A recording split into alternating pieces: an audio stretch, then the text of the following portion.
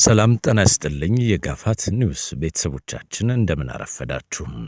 በቀዳሚነት ወደ ያዝናቸው አንኳር ጉዳዮች ስናመራም ንጉሥ አንፈልግም፣ የአሜሪካ ከተሞች በትራምፕ ተቃውሞ ተናወጡ እና ሌሎች ዝርዝር ጉዳዮችን እንመለከታለን።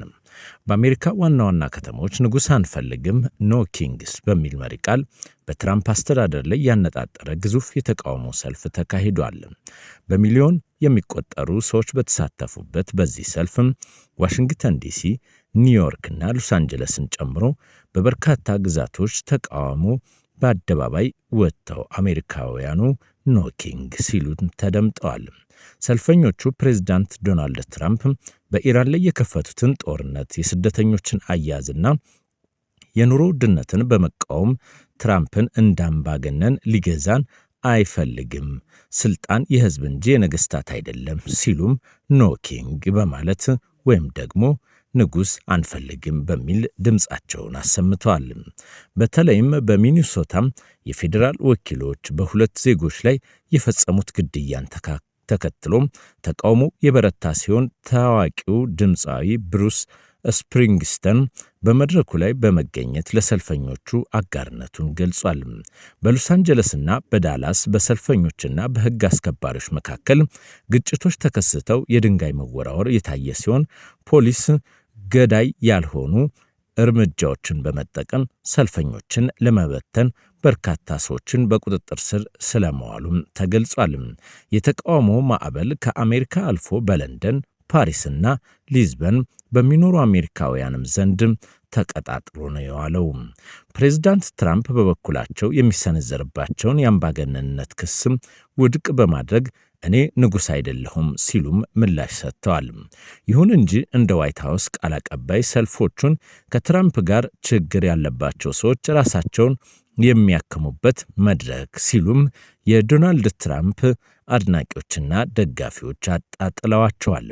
ተቺዎች ግን አስተዳደሩ እርምጃዎቹን ለአሜሪካ ዲሞክራሲ ስጋት መሆናቸውን በመግለጽ ማስጠንቀቂያዎችንም ቀጥለዋል።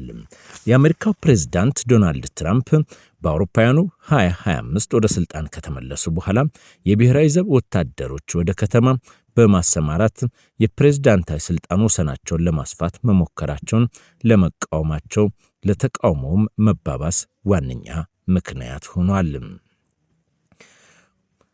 በትንሽዬ ፕላስቲክ ጀልባ ወደ አውሮፓ ለመድረስ ሲጓዙ የነበሩ 22 ስደተኞች ለ6 ቀናት ባህር ላይ ሲንከራተቱ ቆይተው ከግሪክ ባህር ዳርቻ አቅራቢያ ሕይወታቸውን ማለፉን የአገሪቱ የጠረፍ ጥበቃ ፖሊሶች አስታወቁም። በዚህ መስመር ላይ በርካቶች ኑሯቸውን ለማቃናት ከአፍሪካ መነሻቸውን በማድረግ ወደ አውሮፓ ለመሸጋገር የሚጠቀሙባት ግሪክም ብዙዎች የአየር ሁኔታውን ከተመለከቱ በኋላ ነበረ ወደ ግሪክ ለመሻገር የሚሞክሩትም። ነገር ግን በግሪክ ያጋጠመው ክስተት ሙሉ በሙሉ የስደተኞችን ሕይወትም የነጠቀ ሆኗል። አንድ ሕፃንና ሴቶች የሚገኙባቸው ሌሎች 26 ስደተኞች ደግሞ በአውሮፓ የድንበር ጠባቂ ኤጀንሲ ጀልባም በሕይወትም ለመትረፍ ችለዋል። ከሞቱት 22 በተጨማሪም ከመካከላቸው ሁለቱ በክሬት ደሴት ላይ ወደሚገኝ ሆስፒታልም ተወስደዋል። ስደተኞቹን ያሳፈረችው ጀልባም ከምስራቃዊቷ የሊቢያ ወደብ በቶብሩክም የተነሳችው ባለፈው ቅዳሜ እንደነበር የፈረንሳዩ ዜና ወኪል ኤኤፍፒ ባህር ጠረፍ ጥበቃ ቃል አቀባይን ዋቢ በማድረግ ዘግቦታል። በባህር ላይ የነበረው መጥፎ የአየር ሁኔታ፣ የምግብና የውሃ ችግር ለስደተኞች ሞት አስተዋጽኦ ማድረጋቸውን የጠረፍ ጥበቃ ኃይሉ አስታውቋል። ግሪክና ጣሊያን በአቅራቢያቸው ከሚገኙት ቱርክና ከሰሜን አፍሪካ ሜዲትራኒያን ባህር ተሻግረው የሚመጡ ከፍተኛ ቁጥር ያላቸው ሰነድ አልባ ስደተኞችንም እየተቀበሉም ነው። አብዛኞቹ ስደተኞች በሰሜን አፍሪካ ሀገራት በኩል የሜዲትራኒያን ባህር የሚያቋርጡ የአየር ሁኔታው ጥሩ ነው በሚባልበት ወቅት ነበረ። የግሪክ ባህር ጠረፍ ጥበቃ ኃይል እንዳለው በጉዞ ላይ በትንሹ ጀልባ ላይ የነበሩ ስደተኞች አቅጣጫቸውን ስተው ካለ ውሃና ምግብ ለ6 ቀናት ባህር ላይ መቆየታቸውን ነው ዘግይተው የወጡ ጥናቶችም የሚያመላክቱትም።